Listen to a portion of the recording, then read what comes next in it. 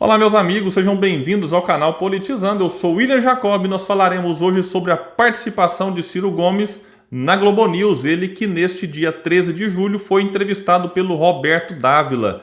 Vamos pegar aqui alguns pontos que eu considero importantes e a repercussão que isso teve também junto aí à militância que acompanha mais de perto Ciro Gomes. Mas antes eu quero pedir a sua ajuda, o seu apoio para que se inscreva no canal, se for possível, ative as notificações e, claro, gostou deste e de outros vídeos, deixa aí o seu like. Meus amigos, então vamos lá. Eu achei interessante, assim, de cara o começo. O Roberto Dávila apresentando o Ciro dizendo: você que tem um dos currículos mais completos da nossa história contemporânea. E aí fala, né? Deputado, prefeito, governador, ministro e tal. Isso é importante? Por que que eu digo? Porque nem todo mundo conhece a história do Ciro. Às vezes pensa que é só mais um candidato, só mais um que quer apresentar boas propostas, só mais um que quer falar que tem a solução para os problemas do país. E o Ciro não é só mais um candidato, ele tem um currículo, ele tem um histórico. Isso precisa ser valorizado e dito para que pessoas que não saibam disso passem a saber. Então eu já achei isso aqui importante. E tem um detalhe aqui que muita gente ficou revoltada, achou ruim, que não era preciso falar disso, que foi o fato do Roberto Dávila ter colocado ali do Ciro ser considerado temperamental, ter o pavio curto, pergunta se o Ciro se sente mais preparado psicologicamente para as próximas eleições. Por que que eu acho que isso é importante? Porque, de fato, se você for conversar com alguém que não vota no Ciro, a pessoa vai falar assim: ah, mas esse aí, estupim curto, fala isso, fala aquilo. E quando você coloca para o próprio Ciro responder isso fora da sua própria bolha, num espaço ali em que muita gente talvez tenha essa visão dele, é importante. O Ciro teve uma resposta muito boa, dizendo que essa imagem que se fez de mim, embora aqui e ali com minha contribuição, então ele reconhece que em um momento ou outro ele escorrega no que ele diz sempre numa casca de banana, não guarda coerência com o que de fato sou. Alguém que administrou a economia do Brasil, que governou o oitavo estado brasileiro, a quinta capital brasileira, sempre com grande êxito. Olha a beleza. Se não tem essa pergunta, o Ciro teria dificuldade de encaixar esses pontos, né, ao longo de sua fala. Nunca respondi por nenhum malfeito moral, nem sequer para ser absolvido, num país em que a corrupção virou o elemento central do modelo de poder em vigor no país há 30 anos. Então, se a pessoa olha e fala: nossa, mas ele nunca respondeu nem para ser absolvido, no meio desse tanto de roubalheira, desse tanto de acusação em que alguns são absolvidos, outros culpados, e ele nem isso está envolvido. Então, isso é importante ser ressaltado. E ele fala assim que quer achar um ponto de equilíbrio, não quer perder a indignação, e isso é importante, o próprio Roberto valorizou isso. E ele disse algo que é importante a gente compreender. Diz ele: é muito constrangedor você ter boas práticas, boas experiências e ser condenado por isso. Que é o que muita gente quer. Quem não gosta do Ciro quer classificá-lo como o quê? Destemperado. Então não pode chamá-lo de corrupto, de incompetente, de despreparado. Então chama de destemperado, de pavio curto, que aí a pessoa, opa, não quero saber o que ele propõe, não quero escutar as ideias, não quero saber de projeto. Então pronto, você reduz um candidato como o Ciro a um simples adjetivo: destemperado, desequilibrado. E aí o Roberto falou que viu a peça muito bem feita do nem um nem outro, nem Lula nem Bolsonaro.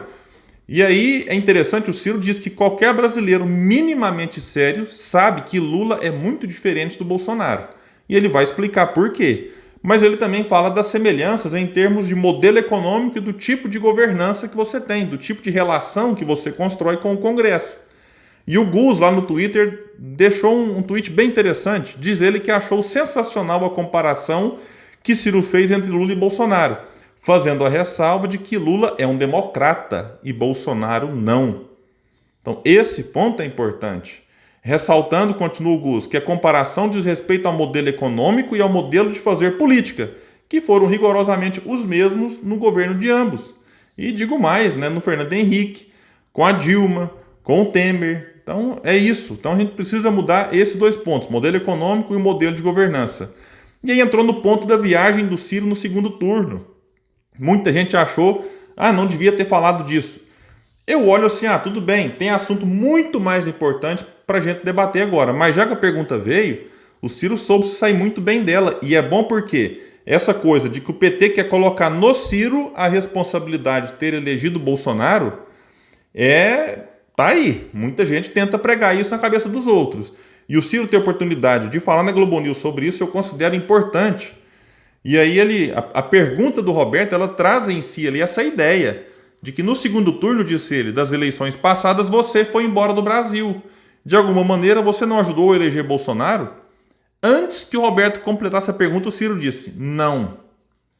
E aí o Ciro vai explicar depois, que o Roberto complementa, dizendo que o PT inventa esse pretexto para explicar o inexplicável.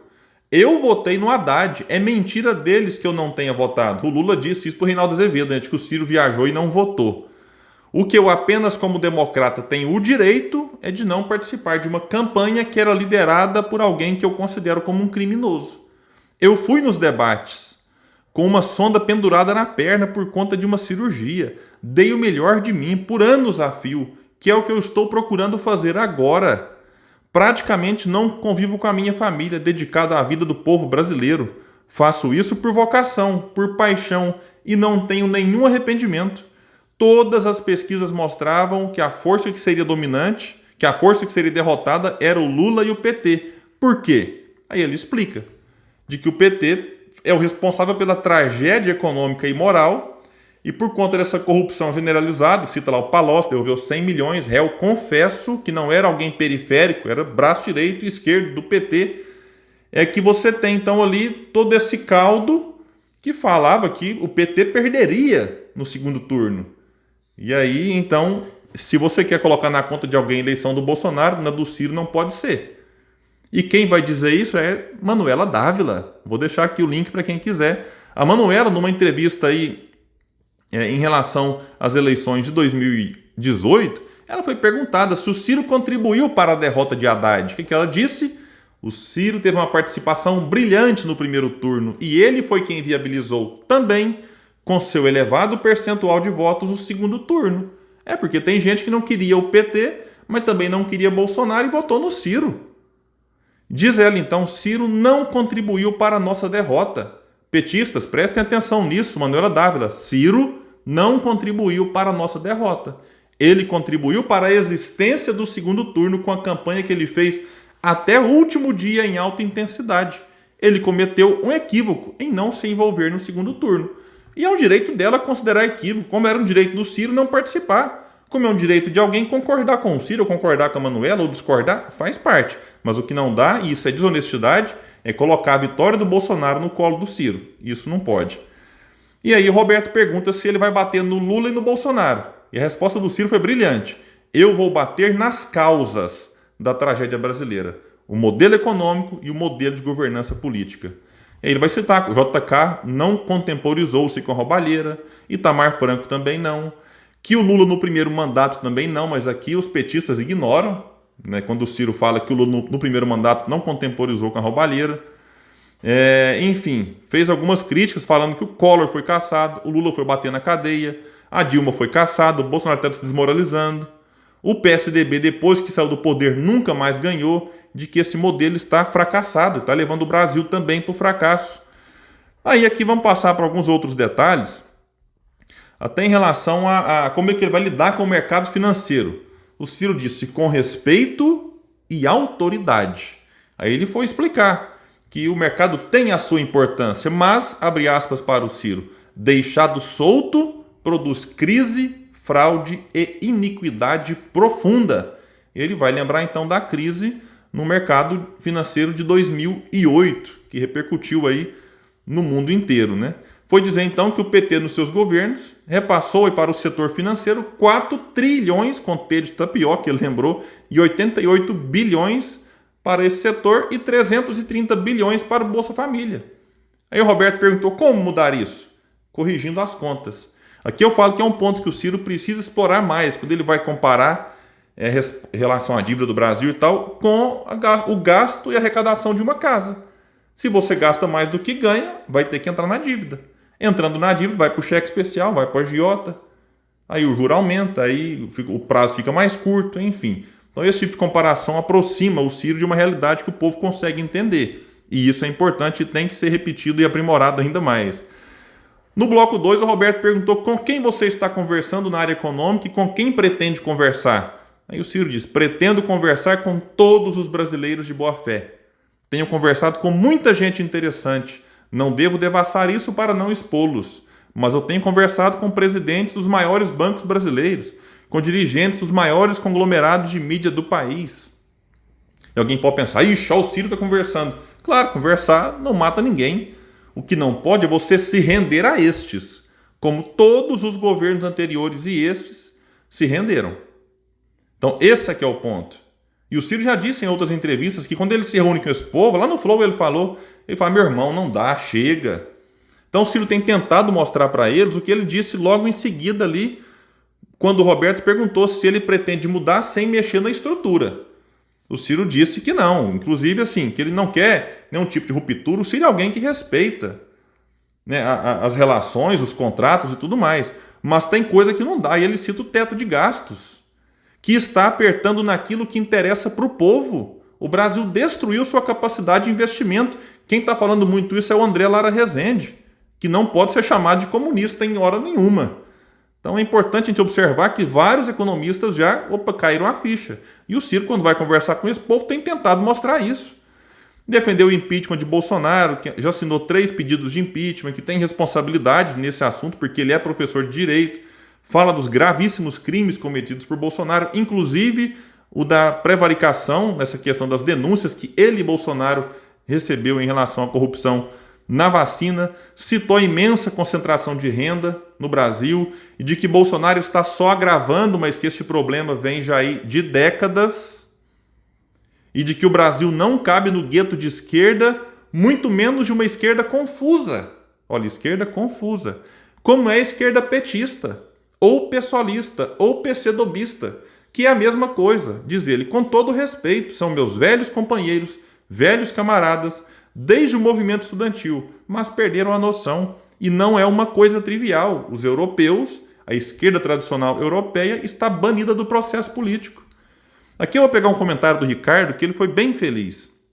O Ricardo disse no Twitter, o que ele disse não é mentira, mas não precisava. O PT tem boa justificativa para críticas, mas criticar o PSOL e o PCdoB só ganha antipatia sem nada positivo em troca.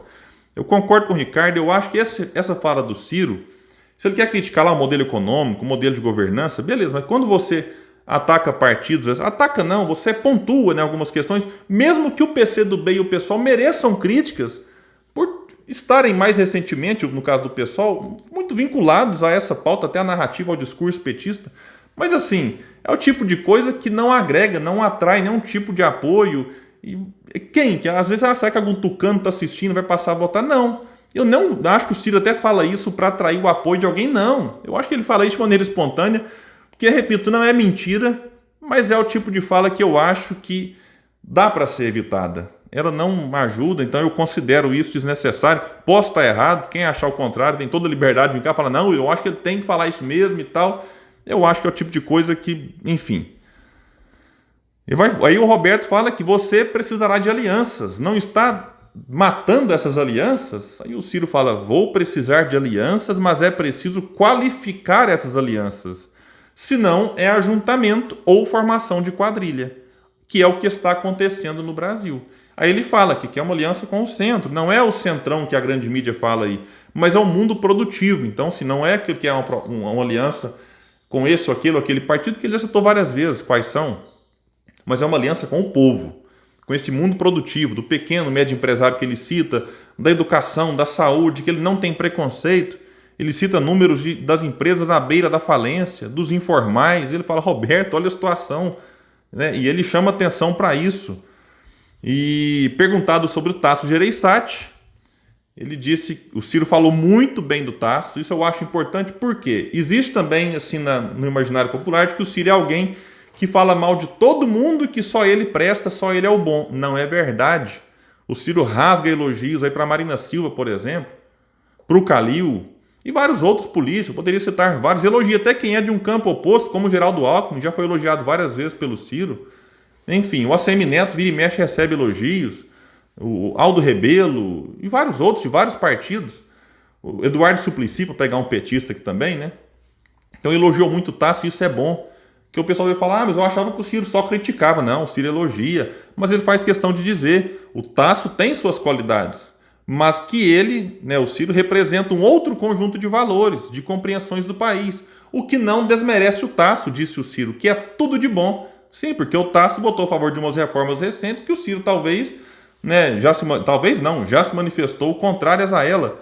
Então, mas reconhece, sim, valores e algumas coisas assim que o Tasso faz por merecer esses elogios. E aí o Roberto chegou a dizer ali, governador, o senhor está bem afiado.